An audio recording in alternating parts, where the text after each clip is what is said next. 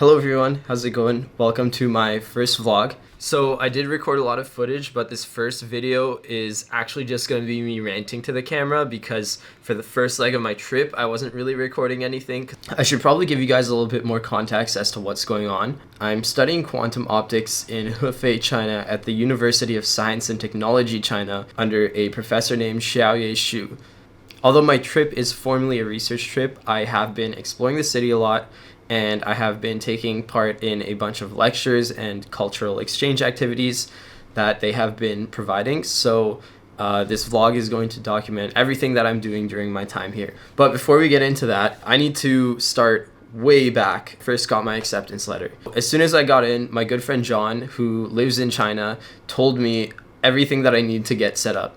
He told me that I need to install Alipay, WeChat, Let's VPN, AMAP, and a translate app called Yandex Translate. He told me that WeChat is central to everything in China, but I was having a lot of issues getting mine set up. For some reason, as soon as I tried to make my account, it said that I was banned from all social situations, whatever the hell that means. It literally bricked me from doing pretty much anything.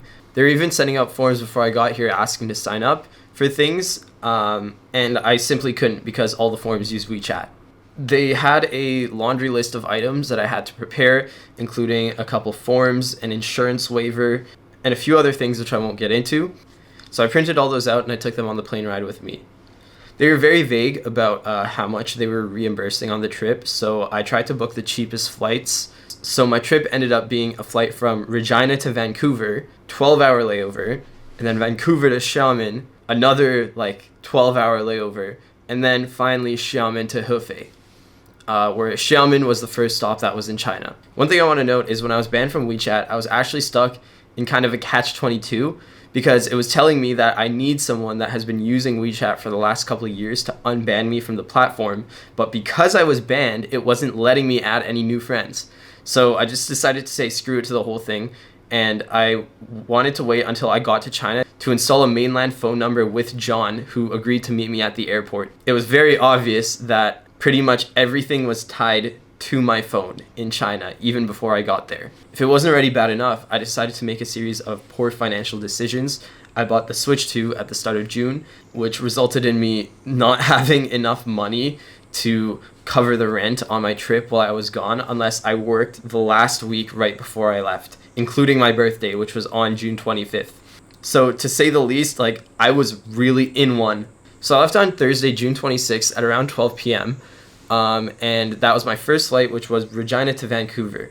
I didn't really do much work on the flight itself because it was too short to actually do anything. I was in between two people. So there was this guy that had a man bun that was sitting on my left, in the window seat, and there was a woman on my right who was sitting in the aisle seat. The dude on the left, I don't know what was up with him, but he was tweaking out the whole flight. He was sitting there and he kept going like this, with wide eyes and doing weird arm movements and going like this the whole flight. So I was just stuck in the middle of my chair like this, just hoping that nothing he wouldn't try and pull anything. And during takeoff, I don't know what it was, but he pulled out this notebook and he started just scribbling in it really fast. I think he was writing something. As soon as takeoff was done, he closed the book and he put it away. Now the woman to my right, she spent the whole flight on her phone playing slot machines. Oh, not only was she playing slot machines the whole time, she also had this book, had a fully blue cover, and it was a Colleen Hoover book. I think it was something love. And the bookmark that she had inside of the book was actually a scratch card, a scratch ticket. So I thought that was really funny. So that was my flight. I was sitting next to this woman on the right who's just gambling the whole time. I was sitting next to this other guy who was just tweaking out in front of the window. I literally just sat there and stared into space because, what else are you going to do? So anyway, about 2.5 hours later, I land in YVR, and I'm dedicated to the grind, man. I go straight to the Wendy's that's inside of the airport, and I just sit there and I work remotely for 12 hours. There's nothing interesting that happened during this period. So then it's 1:40 a.m. and I am kind of losing my mind at this point because it's been 36 hours that I've been up straight. I board the flight to Xiamen. Dude, as soon as I got on this flight, like, it was a huge culture shock. Like, everything was in Mandarin, and that was kind of the moment when I realized, like, holy shit, this is real. It was very clear that I was like one of the only foreigners, if not the only foreigner on the plane, because like they were talking to everyone in Mandarin, and I was just like sitting there just like nodding my head like, yeah, sure, whatever.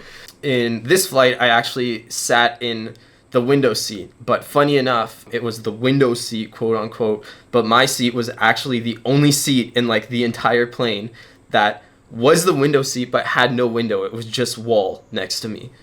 So I was sitting next to this older gentleman and his wife, and they were very nice to me. They did speak English. I didn't know that at the start of the flight because I just passed out instantly. And then about 20 minutes before plane was landing, I took my camera out and I was like trying to shoot out of the window behind me because like I really wanted to see what the view was like in China. And that's when like he starts to like take notice of me, and he asked me questions, and he was like, oh, what are you in China for? Like, what's your name? And I was like, oh, hi, yeah, my name's Kieran, and I'm on this exchange program for a month, and I'm studying quantum optics. And as soon as I said that, his face like beamed. He was like, oh, quantum, like, you must be really smart. And I was like, yeah, man, sure. Like, I didn't really know what to say. And then he was like, oh, you have to meet my son. You should come to my house. And I'm not gonna lie, like, obviously, like, I just touched down in a foreign country, and this guy that sat next to me on the plane, who I've literally known for like 15 minutes, just invited me to his house. And he saw my ticket, and he was like, oh, you have like a 11-hour layover. Like, it's okay. It's okay. We'll take care of you. I live like 20 minutes from the airport. I'll drive you back in time so you won't miss your flight. And right away, I was kind of like, no, like, I don't really want to go with this guy to his house because I have no clue who he is. But he was really nice. He like treated me as if I was his own son. And helped me through the entire immigration process. And then at the exit, his son was waiting there. His name was Jimmy. And I was kind of at this point, I was like, okay, you know what? Like, these guys are nice enough people. So I talked to his son, and apparently his son had an offer from McMaster and from UBC and needed some help deciding between the two. So I just gave him some advice. He told me that he actually studied in Saskatchewan. The friend that I was meeting in China, John, actually went to that same high school. So that was like a crazy small world coincidence. Like, I'm literally halfway across the world, and this guy who I just met went to the same high school in this same small town that I did.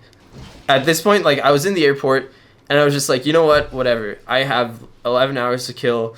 Let me just go to this guy's house. Now I'm going to end the prologue over here because the next part of the journey, I recorded a lot and a lot happened, so I think that it's best left for its own segment. So stay tuned for part 2 and all the other parts to come. I will see you guys later.